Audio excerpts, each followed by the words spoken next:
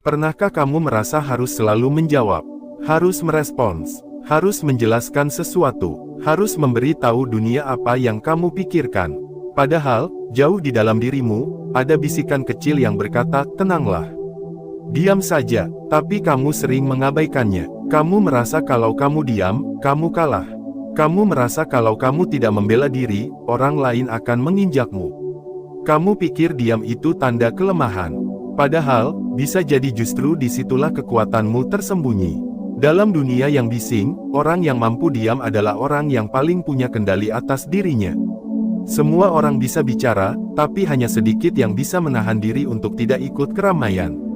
Hanya sedikit yang bisa memilih untuk menyimpan energi dan tidak menghamburkannya ke hal-hal yang tidak perlu. Hanya sedikit yang bisa tenang di tengah provokasi. Kamu tidak sedang menonton video ini secara kebetulan. Mungkin, ini waktunya kamu berhenti berlari dari satu reaksi ke reaksi berikutnya. Mungkin, ini waktunya kamu menarik napas panjang, dan membiarkan dirimu hadir seutuhnya. Tanpa perlu menjelaskan, tanpa perlu membuat siapapun paham. Hanya hadir, hanya diam, dan di dalam keheningan itu, kamu akan mulai mendengar suara yang selama ini tertutup oleh kebisingan. Suara yang bukan dari luar, tapi dari dalam. Suara kesadaranmu. Suara yang tahu apa yang penting. Suara yang selama ini menunggu untuk kamu dengar. Keheningan bukan pelarian. Keheningan adalah ruang. Ruang untuk melihat ulang. Untuk berpikir ulang. Untuk merasakan apa yang selama ini tidak sempat kamu rasakan. Keheningan mengajarkan kamu satu hal yang sangat penting, kamu tidak harus ikut semua hal. Kamu tidak harus hadir di semua perdebatan. Kamu tidak harus menanggapi setiap serangan. Kamu tidak harus menyalakan api hanya karena orang lain membawa bensin. Dalam ajaran filsafat Stoik, menahan diri adalah bagian dari latihan jiwa. Orang yang kuat bukan yang bisa berkata paling keras, tapi yang bisa memilih untuk diam saat emosinya sedang tinggi. Menunda respons adalah bentuk kekuatan, dan diam adalah pintu masuk menuju kendali diri. Marcus Aurelius, seorang kaisar yang juga filsuf Stoik, menulis di tengah kesibukannya memimpin perang dan mengurus kekaisaran, jangan biarkan suara luar lebih keras dari suara dalam. Dia mengerti bahwa keheningan bukan kemewahan. Keheningan adalah kebutuhan, karena hanya di dalam keheningan, kita bisa membedakan mana suara ego, mana suara kebenaran. Mana dorongan reaktif, mana pilihan sadar. Kita sering sibuk membela diri di luar, sampai lupa bahwa seringkali kita justru sedang berperang dengan diri sendiri. Kita ingin menang, tapi tidak tahu siapa yang sebenarnya kita lawan. Kita ingin didengar, tapi tidak tahu apa yang sebenarnya ingin kita sampaikan. Kita ingin terlihat benar, tapi tidak tahu kebenaran seperti apa yang sedang kita kejar. Maka, diam bukan soal menahan mulut saja. Diam juga berarti menahan pikiran untuk tidak liar. Menahan asumsi, menahan penilaian. Diam adalah bentuk latihan batin. Untuk tidak terburu-buru, untuk memberi jarak sebelum bereaksi, untuk membiarkan sesuatu berkembang dengan sendirinya, tanpa harus kamu kontrol semuanya. Ketika seseorang menyerangmu dengan kata-kata, kamu punya dua pilihan. Kamu bisa membalas, atau kamu bisa mengamati. Ketika kamu memilih mengamati, kamu sedang melatih satu hal yang sangat jarang dimiliki orang hari ini, ketahanan batin. Ketahanan batin bukan berarti kamu tidak merasa. Bukan berarti kamu kebal, tapi kamu tahu bagaimana mengelola perasaanmu. Kamu tidak menumpahkannya ke siapapun. Kamu tidak menyeret orang lain untuk ikut masuk ke kekacauanmu. Kamu tahu bagaimana caranya duduk dengan emosimu, tanpa melarikan diri.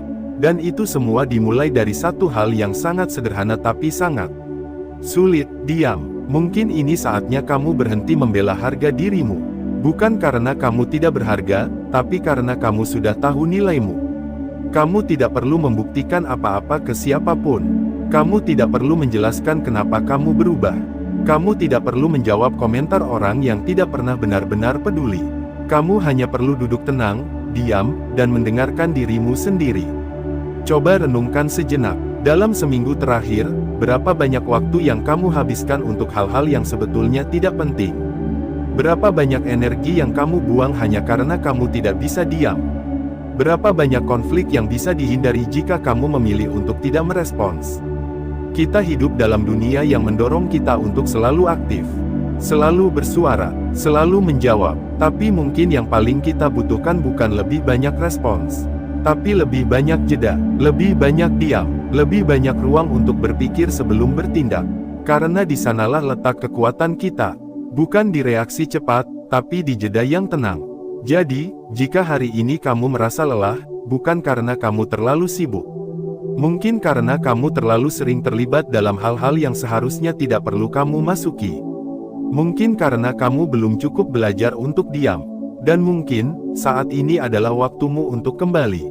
Kembali ke pusat dirimu, ke tempat yang tenang, ke tempat yang tidak terpengaruh oleh dunia luar. Dan dari situ, kamu akan mulai melihat bahwa kamu bisa hidup lebih damai. Tanpa harus menjelaskan segalanya, tanpa harus menjawab semuanya, cukup dengan menjadi hadir, dan diam. Tapi diam bukan tujuan akhir. Diam adalah pintu, dan setelah kamu mampu menenangkan dunia di luar, kamu akan mulai bisa memusatkan perhatian pada dunia di dalam. Dari situlah kita masuk ke langkah berikutnya. Fokus. Fokus adalah kelanjutan alami dari diam. Ketika kamu berhenti menyebar kemana-mana, kamu akan menemukan titik pusat. Ketika kamu berhenti mengejar segalanya, kamu bisa mulai mengerjakan sesuatu yang benar-benar berarti. Diam membuatmu melihat, fokus membuatmu bertindak, dan dalam fokus itulah kamu akan menemukan satu hal yang selama ini kamu cari, kejelasan. Pada bagian berikutnya, kita akan membahas bagaimana kamu bisa mengambil kembali kendali hidupmu. Bukan dengan mengatur dunia, tapi dengan menyusun ulang perhatianmu. Karena hanya dengan fokus, kamu bisa mulai membangun dirimu dari dalam. Dan itu adalah hal yang akan kita pelajari bersama. Di bagian kedua, setelah kamu belajar untuk diam, untuk menahan hasrat membalas, menanggapi, menjelaskan, atau membela diri, maka kamu telah membuka jalan menuju tahap berikutnya, fokus. Tanpa keheningan, kamu tidak akan pernah bisa benar-benar fokus. Karena fokus bukan hanya tentang memperhatikan satu hal, tetapi juga tentang meninggalkan banyak hal lainnya. Tentang memilih apa yang pantas mendapatkan energimu, dan dengan sadar melepaskan sisanya. Mari kita mulai dengan pertanyaan sederhana. Berapa persen dari energimu hari ini benar-benar kamu gunakan untuk hal yang penting?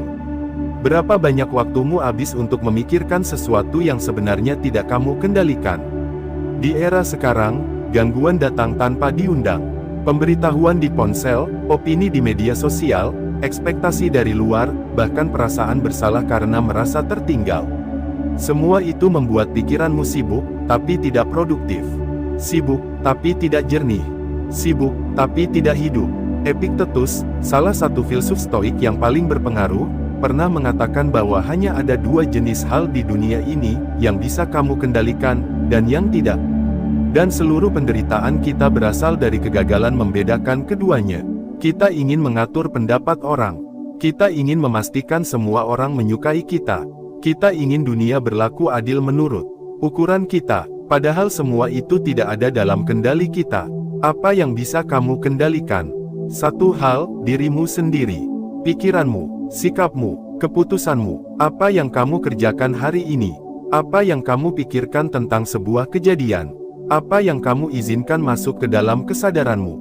Fokus berarti kamu berhenti mencoba memegang kendali atas dunia luar, dan mulai mengatur ulang dirimu sendiri.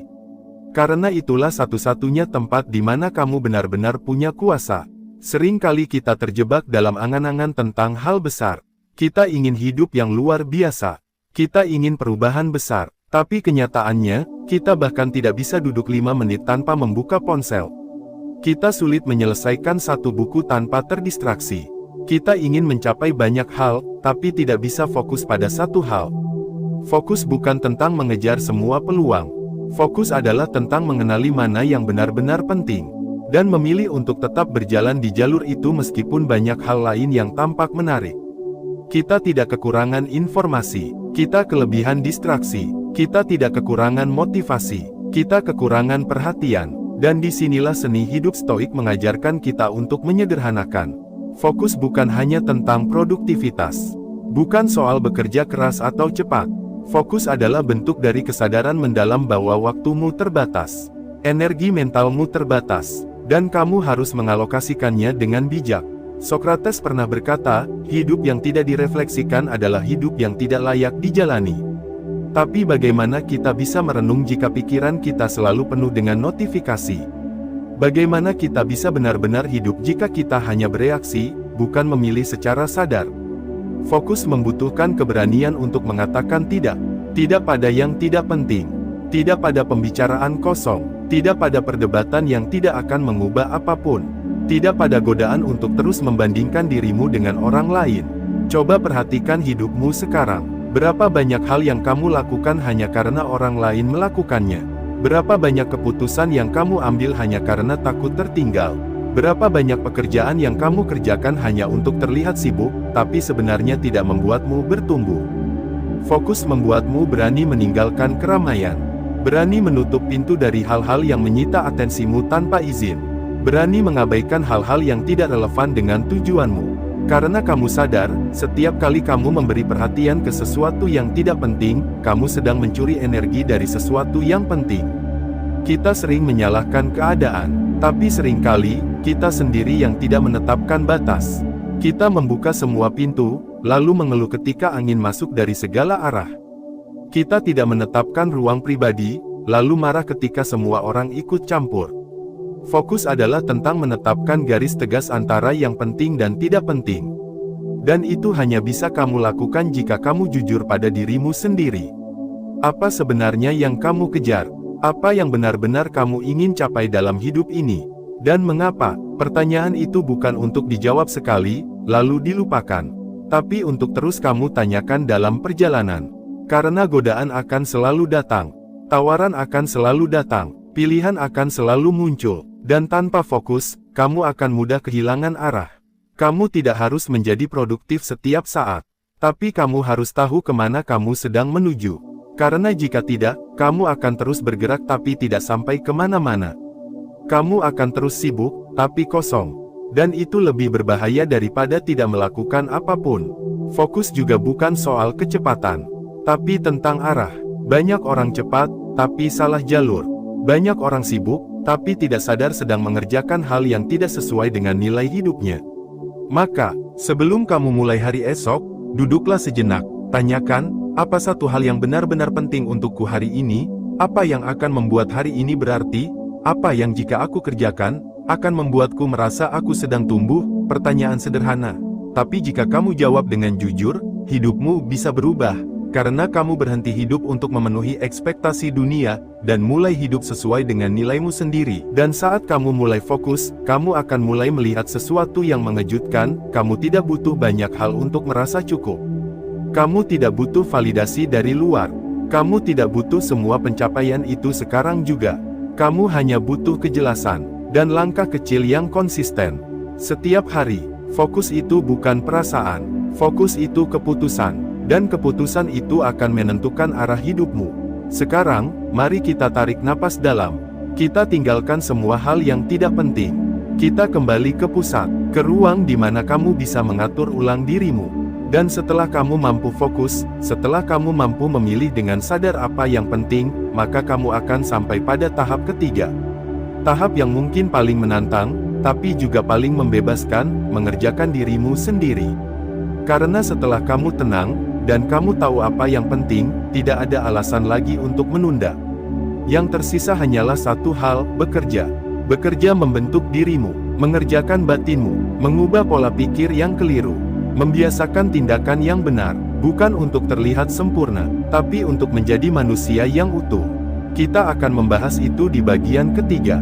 Dan semuanya dimulai dari dalam. Setelah kamu belajar untuk diam dan mulai membangun fokus, satu tahap penting menunggu di hadapan, mengerjakan dirimu sendiri. Ini bukan tugas yang glamor. Tidak akan banyak yang memuji. Tidak akan ada yang menyaksikan. Tapi ini adalah pekerjaan terpenting dalam hidupmu. Pekerjaan yang tidak pernah selesai, tapi juga tidak pernah sia-sia. Di dunia yang gemar menilai dari hasil akhir, pekerjaan batin seringkali diabaikan. Karena ia tidak memiliki pencapaian yang bisa dipamerkan. Ia tidak menghasilkan angka yang bisa dibagikan. Ia tidak membuatmu viral. Tapi diam-diam, pekerjaan ini menentukan bagaimana kamu memandang dunia, bagaimana kamu memperlakukan orang lain, dan bagaimana kamu memperlakukan dirimu sendiri. Mengerjakan diri sendiri bukan tentang menjadi sempurna. tapi tentang terus menyadari bahwa kamu bisa bertumbuh, bahwa kamu punya pilihan, bahwa kamu tidak harus terjebak di pola lama yang menyakitkan, bahwa kamu bisa jadi versi dirimu yang lebih sadar, lebih kuat, dan lebih jernih. Kamu tidak menonton video ini secara kebetulan. Sesuatu dalam dirimu sedang ingin berubah. Mungkin kamu tidak tahu bentuknya. Mungkin kamu masih ragu, tapi benih itu sudah ada. Dan kamu tahu, jauh di dalam dirimu, kamu tidak ingin hidup yang reaktif. Kamu tidak ingin terus jadi korban dari keadaan. Kamu ingin mengambil kembali kemudi hidupmu. Dan untuk itu, kamu harus mulai dari dalam. Dari hal-hal kecil, dari keputusan-keputusan yang tidak terlihat, dari pagi-pagi yang kamu isi dengan kesadaran, bukan keluhan, dari malam-malam yang kamu akhiri dengan refleksi, bukan penyesalan. Mengerjakan diri sendiri adalah tentang konsistensi, bukan motivasi. Karena motivasi bisa naik turun, tapi konsistensi adalah komitmen. Kamu tidak perlu bersemangat setiap hari, tapi kamu bisa tetap hadir. Kamu bisa tetap mengusahakan satu hal baik. Kamu bisa tetap setia pada proses, meski hasil belum terlihat. Kita sering tertipu oleh narasi pertumbuhan instan, bahwa perubahan besar harus terasa dramatis. Padahal, dalam hidup yang nyata, perubahan itu sunyi. Ia hadir lewat keputusan-keputusan yang diulang, lewat jeda sebelum kamu marah, lewat kesabaran saat kamu ingin menyerah, lewat kejujuran saat kamu dihadapkan pada pilihan yang menggoda. Seneca, salah satu filsuf stoik yang paling terkenal, pernah menulis, kemajuan adalah ketika seseorang mulai menyadari kesalahan-kesalahannya, dan berhenti menyalahkan orang lain. Itu adalah titik balik, saat kamu berhenti melempar tanggung jawab, saat kamu mulai mengakui bahwa kamu belum selesai, bahwa kamu masih punya pekerjaan, tapi kamu bersedia untuk mengerjakannya, dan pekerjaan ini dimulai dengan mengamati. Apa saja pola yang selama ini mengendalikanmu? Apa kebiasaan yang membawamu menjauh dari versi terbaik dirimu? Di mana kamu masih terjebak dalam pembenaran? Apa yang kamu tahu harus kamu ubah, tapi terus kamu tunda? Pertanyaan-pertanyaan itu mungkin tidak nyaman, tapi justru di sanalah pintu masuknya. Karena kamu tidak bisa memperbaiki apa yang tidak kamu akui. Kamu tidak bisa tumbuh jika kamu tidak berani bercermin. Dan cermin yang paling jujur adalah keheningan, adalah fokus, adalah keberanian untuk melihat ke dalam, bukan sibuk menilai yang di luar. Mengerjakan diri sendiri juga berarti memaafkan. Memaafkan kesalahan masa lalu, bukan untuk melupakannya, tapi untuk berhenti hidup di bawah bayangannya. Karena kamu bukan siapa kamu dulu. Kamu adalah siapa yang kamu putuskan untuk jadi hari ini. Mungkin kamu pernah gagal, mungkin kamu pernah menyakiti, mungkin kamu pernah mengambil jalan yang salah. Tapi itu tidak membuatmu tidak layak bertumbuh. Justru dari luka-luka itulah kamu bisa belajar. Dari kesalahan itulah kamu bisa lebih bijak. Dari masa lalu itulah kamu bisa menanam keberanian untuk tidak mengulanginya. Kerjakan dirimu sendiri juga berarti melatih kesabaran. Karena perubahan batin tidak bisa dipaksakan. Kamu tidak bisa mengubah diri dalam semalam. Kamu butuh waktu, butuh ruang, butuh jatuh bangun. Tapi selama kamu terus hadir, terus mencoba, kamu sedang bergerak ke arah yang benar. Seringkali, kemajuan terbesar terjadi saat tidak ada yang melihat. Saat kamu menahan amarah, padahal kamu bisa meledak. Saat kamu memilih berkata jujur, meski kamu bisa berbohong. Saat kamu bangun pagi dan tetap melanjutkan hidup, meski kamu lelah. Itu semua adalah pekerjaan batin.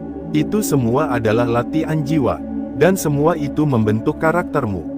Bukan untuk orang lain, tapi untukmu sendiri. Kerjakan dirimu sendiri juga berarti menyusun ulang nilai-nilai hidupmu. Apa yang benar-benar penting, apa yang kamu perjuangkan, apa yang kamu anggap sebagai keberhasilan.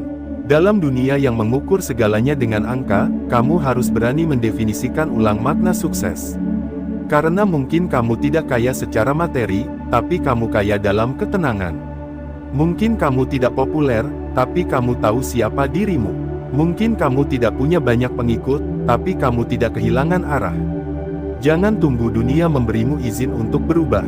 Jangan tunggu semuanya mendukung. Karena pekerjaan batin adalah tanggung jawab pribadi. Kamu bisa mulai hari ini, dari tempatmu berdiri sekarang, dengan apapun yang kamu miliki. Ambil satu kebiasaan buruk yang ingin kamu ubah. Lihat akarnya, tanyakan apa yang membuatmu tetap melakukannya. Hadapi rasa tidak nyaman yang muncul saat kamu mencoba melepaskannya. Dan ketika kamu jatuh, jangan hukum dirimu. Bangkit, lanjutkan, karena pertumbuhan bukan tentang tidak pernah gagal, tapi tentang terus kembali setiap kali kamu tergelincir. Kerjakan dirimu sendiri juga berarti bersedia belajar. Bukan hanya dari buku, tapi dari pengalaman, dari relasi, dari keheningan, dari kegagalan. Dunia ini adalah ruang praktik. Setiap hari kamu diberi kesempatan untuk menjadi lebih sadar. Dan itu tidak tergantung pada situasi, tapi pada responmu. Marcus Aurelius menulis, hidup manusia adalah apa yang dipikirkannya tentang hidupnya. Artinya, pengalamanmu bukan ditentukan oleh apa yang terjadi, tapi oleh bagaimana kamu melihatnya. Dan cara pandang itu bisa dilatih, bisa dibentuk, bisa diperbaiki. Kamu tidak harus menjadi orang lain. Kamu hanya perlu menjadi lebih dalam, lebih utuh, lebih hadir sebagai dirimu sendiri. Dan itu hanya bisa terjadi jika kamu bersedia mengerjakan dirimu dari dalam. Maka mulai hari ini, tetapkan niat bahwa kamu akan hadir untuk dirimu. Kamu akan merawat jiwamu. Kamu akan melatih kesadaranmu, bukan demi menjadi sempurna, tapi demi menjadi manusia yang lebih jujur, lebih tenang, lebih bijaksana. Karena pada akhirnya, semua yang kamu cari, ketenangan, arah, makna, semua itu bukan ada di luar, tapi ada di dalam kerja batin yang pelan tapi pasti, di dalam perjalanan sunyi yang jarang dipuji. Tapi justru disitulah letak kekuatannya. Kamu tidak bisa mengubah dunia, tapi kamu bisa mengubah cara kamu melihat dunia. Dan perubahan itu dimulai saat kamu memutuskan untuk berhenti menyalahkan, berhenti bersembunyi, dan mulai mengerjakan dirimu sendiri. Itulah jalan stoik. Diam, agar kamu bisa mendengar dirimu. Fokus, agar kamu tahu apa yang penting. Dan bekerja, agar kamu tidak hanya tahu, tapi juga menjadi. Kita semua masih belajar, kita semua masih berproses. Tapi hari ini, kamu sudah satu langkah lebih dekat. Jangan sia-siakan, tetap hadir, terus bertumbuh. Karena kamu sedang membangun sesuatu yang jauh lebih bernilai dari apapun di luar sana, jiwamu sendiri. Di tengah dunia yang semakin gaduh, cepat, dan menuntut respons instan, menjadi manusia yang diam, fokus, dan tekun mengerjakan dirinya sendiri adalah bentuk perlawanan yang paling kuat. Bukan karena kamu ingin terlihat berbeda, bukan juga karena kamu ingin lebih baik dari orang lain, tapi karena kamu sadar bahwa kedamaian, kejernihan, dan arah hidup yang utuh tidak datang dari luar, melainkan dibangun dari dalam. Sepanjang 3 bagian sebelumnya, kita telah menelusuri fondasi kehidupan yang lebih berakar, lebih sadar, dan lebih bijaksana. Kita mulai dari belajar diam. Diam bukan karena tidak tahu harus berkata apa, tapi karena sadar tidak semua hal pantas ditanggapi. Diam bukan berarti pasif, tapi bentuk kekuatan batin untuk tidak membiarkan dunia luar mengatur suasana dalam diri kita. Saat kamu mampu diam di tengah provokasi, disitulah kamu mulai menguasai dirimu. Dan saat kamu menguasai dirimu, kamu tidak lagi hidup sebagai reaksi. Kamu hidup sebagai pilihan. Kemudian kita bicara tentang fokus. Setelah diam menciptakan ruang, fokus memberikan arah. Fokus mengajarkan bahwa kamu tidak harus melakukan semuanya. Kamu tidak harus menjadi segalanya. Kamu hanya perlu setia pada hal yang benar-benar penting. Kamu hanya perlu memilih satu jalan yang sesuai dengan nilai hidupmu, dan konsisten di sana. Fokus bukan tentang menghindari gangguan semata, tapi tentang menyusun hidupmu agar sejalan dengan apa yang kamu yakini. Dunia akan terus menawari pilihan. Tapi jika kamu tahu kemana kamu menuju, kamu tidak akan mudah tergoda. Dan terakhir, kita masuk ke inti dari semua perjalanan ini, mengerjakan diri sendiri. Disinilah semua keheningan dan kejernihan berbuah tindakan. Disinilah semua gagasan berubah menjadi perubahan. Ini adalah jalan yang pelan, tidak terlihat, dan tidak disorot. Tapi justru karena itulah ia murni. Mengerjakan diri sendiri berarti berani menghadapi diri apa adanya. Mengakui kekeliruan tanpa menghakimi, melihat luka tanpa menyangkal, mengulang langkah baik meski belum terlihat hasilnya. Ketika 3 hal ini digabungkan, diam, fokus, dan kerja batin, kamu mulai menyadari satu kebenaran sederhana, hidup bukan tentang apa yang kamu dapatkan, tapi tentang siapa kamu menjadi. Semua pencapaian, pengakuan, dan penghargaan hanya sementara. Tapi karakter yang kamu bangun akan tinggal selamanya. Dan karakter itu tidak dibentuk oleh satu keputusan besar, tapi oleh ribuan keputusan kecil yang kamu buat ketika tidak ada yang melihat. Mungkin kamu bertanya, mengapa hidup terasa berat? Mengapa pikiran sering ramai? Mengapa hati sering cemas? Jawabannya seringkali bukan karena hidupmu salah, tapi karena kamu belum cukup menyederhanakannya. Kamu belum cukup diam, kamu belum cukup fokus, kamu belum cukup memelihara ruang batinmu.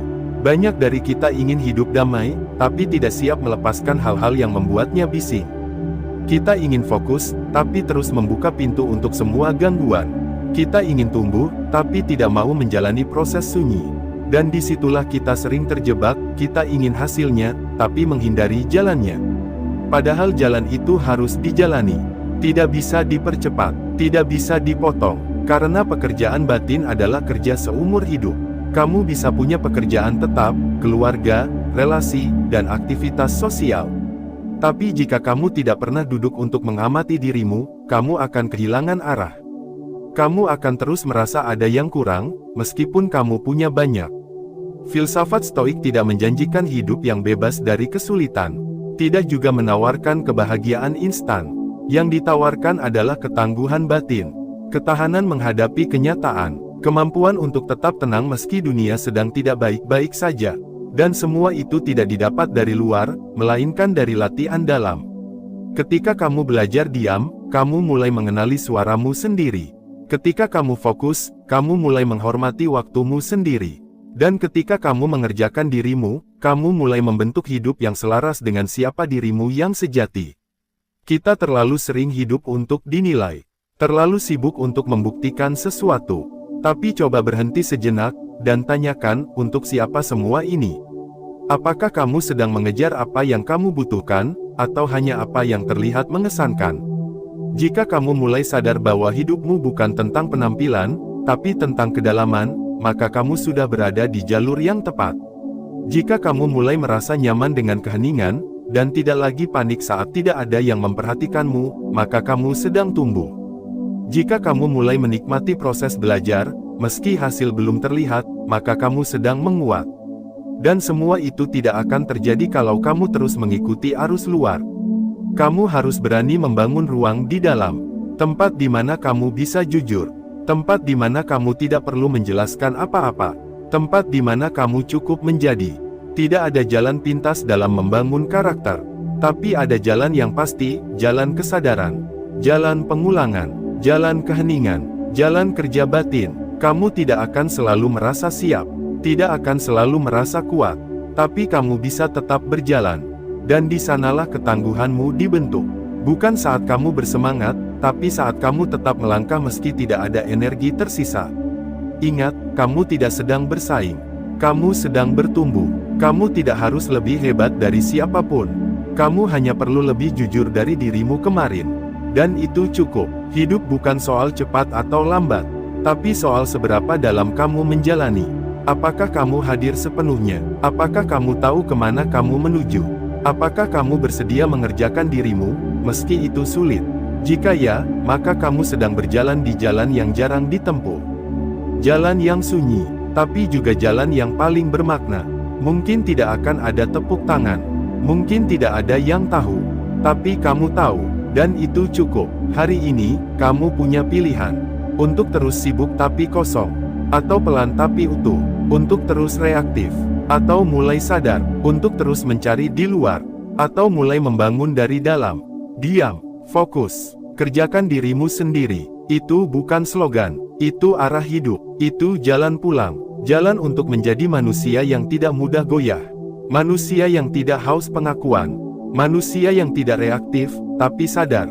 Manusia yang bukan sempurna, tapi utuh. Dan dalam dunia yang terus berubah, manusia seperti itu adalah kekuatan. Bukan hanya untuk dirinya, tapi untuk dunia. Terima kasih sudah berjalan sejauh ini. Jika kamu mendengarkan sampai akhir, itu tanda bahwa kamu tidak lagi ingin hidup setengah sadar.